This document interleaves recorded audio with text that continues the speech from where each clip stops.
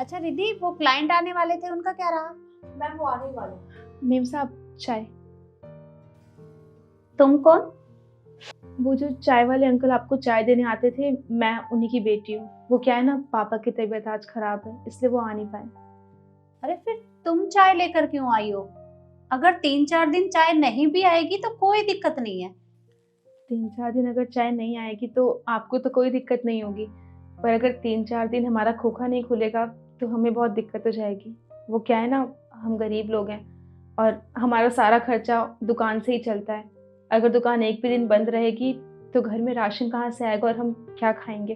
तो दुकान तो खोलनी थी, अब पापा बीमार है तो वो घर में है, इसलिए दुकान आज मैंने खोल दी और चाय भी लेके आ गई। अच्छा रिद्धि, ये तो बताओ। मेम साहब एक और बात कहनी थी।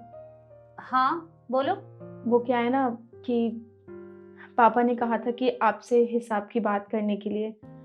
कोई जल्दी नहीं थी, पर पापा की तबीयत बहुत ख़राब है तो उनकी दवाई के लिए भी कुछ पैसे चाहिए, तो थोड़ी सी मदद हो जाएगी और कुछ नहीं।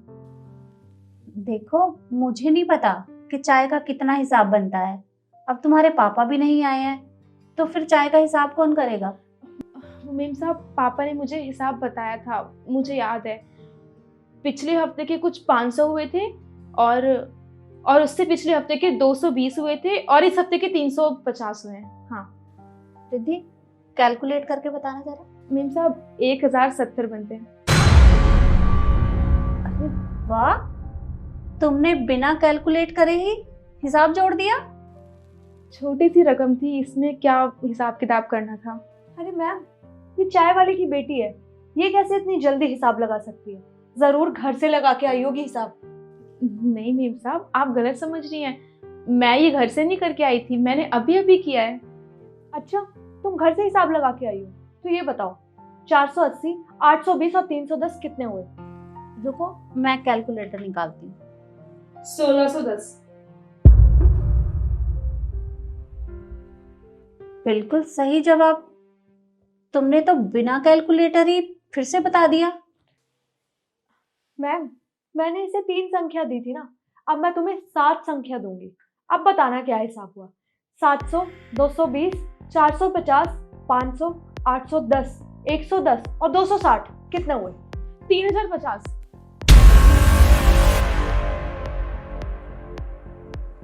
बिल्कुल सही जवाब। पर कैसे? तुमने बिना कैलकुलेट किए ही बिल्कुल सही जवाब दिया है। जब तुम इतनी पढ़ी लिखी हो तो फिर तुम ये चाय का काम क्यों कर रही हो? तुम स्कूल या फिर कहीं कॉलेज नहीं जाती क्या? वो क्या है ना मेम साहब, मुझे पढ़ाई बीच में ही छोड़नी पड़ी। पर क्यों? वो क्या है ना मेम साहब, हम गरीब लोग हैं और हमारे घर में परिस्थितियां हमेशा एक जैसी नहीं होती हैं, बदलती रहती हैं और उसके हिसाब से हमें ही बदलना पड़ता है। अभी पापा की तबीयत इतनी ख़राब हो गई है और घर में कमाने वाला भी कोई नहीं है, फिर दुकान भी देखनी है। तो बस अगर मैं पढ़ाई करने जाऊंगी तो घर का खर्च कहाँ से आएगा और ऊपर से पढ़ाई में जो पैसे लगेंगे वो कहाँ से आएंगे। तो बस ये सब कुछ देखते हुए मैंने सोचा कि मैं कुछ टाइम के लिए पढ़ाई छोड़ देती हूँ और जब सब कुछ ठीक हो जाएगा फिर से, तो मैं फिर से पढ़ाई स्टार्ट कर दूंगी अपनी। और मेम साहब, मैं अकेली नहीं हूँ जिसने अपनी पढ़ाई छोड़ दी। ऐसे बहुत से लड़के और लड़कियां हैं जिन्हें अपनी घर की परिस्थिति के हिसाब से अपनी पढ़ाई छोड़नी पड़ जाती है, क्योंकि उनके माँ बाप के पास इतने पैसे नहीं होते हैं ना कि वो घर का खर्च भी चला सकें और बच्चों को पढ़ा भी सकें। मजबूरी इंसान से सब कुछ करा देती है, तो बस मजबूरी है हमारी, इसलिए हमें पढ़ाई छोड़ के काम करना पड़ रहा है। पर इसका मतलब ये नहीं है कि हमारा मन नहीं करता पढ़ने का। हमारा भी मन करता है और बच्चों की तरफ पढ़ लिख के कुछ बन सके ताकि अपने माँ बाप के किसी काम आ सके, उनका सहारा बन सके। पर मेम साहब, हर किसी को वो मौका नहीं मिलता ना। देखो, मुझे नहीं पता था कि तुम्हारे घर की परिस्थिति ऐसी है कि तुम्हें अपनी पढ़ाई छोड़नी पड़ी। पर तुम चिंता मत करो, तुम्हारी पढ़ाई में जितना भी खर्चा आएगा वो सब मैं देख लूंगी। तुम्हें जितना पढ़ना है तुम उतना पढ़ सकती हो। बल्कि तुम्हारी नहीं, तुम्हारे जैसे जितने भी बच्चे हैं जो किसी मजबूरी की वजह से पढ़ नहीं पाते, मैं उनकी पढ़ाई का खर्चा भी खुद ही उठा लूंगी। तुम चिंता मत करो। मेम साहब, आप सच में ऐसा करेंगी? मैं आपका शुक्रिया कैसे अदा करूं? आपको नहीं पता आपने कितनी बड़ी बात बोली है। अगर आप हर बच्चे की इतनी मदद कर देंगी ना मेम साहब, तो शायद हमारे देश में जो ये बेरोजगारी है थोड़ी कम हो जाएगी, क्योंकि आधे बच्चों को तो पढ़ने का मौका ही नहीं मिलता, इसलिए वो नौकरियां नहीं कर पाते बड़े होके। पर मेम साहब अगर आप हमारी मदद करेंगी तो बहुत भला होगा आपका। अच्छा, 1 मिनट रुको। रिद्धि, पैसे देना।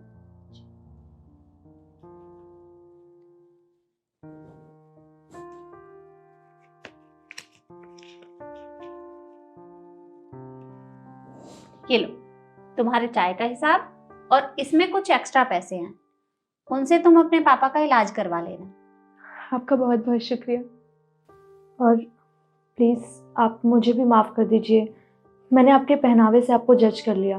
मुझे नहीं पता था कि आप इतनी पढ़ी लिखी हैं। नहीं मेम साहब, आपने जो भी कहा वो सही ही बोला, क्योंकि अक्सर हम गरीबों को उनके पहनावे से ही जज किया जाता है।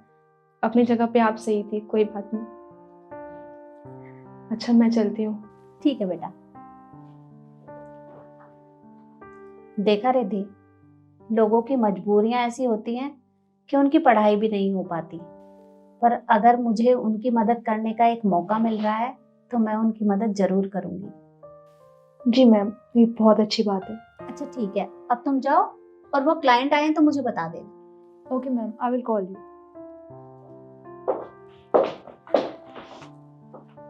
और यही बात मैं आप लोगों को बोलना चाहूंगी, अगर आपके आसपास ऐसे बच्चे हैं जो किसी मजबूरी की वजह से अपनी पढ़ाई पूरी नहीं कर पाते, तो आप उनकी मदद जरूर करें। वीडियो आपको कैसी लगी कमेंट में जरूर बताएं, और ज़्यादा से ज़्यादा शेयर करें।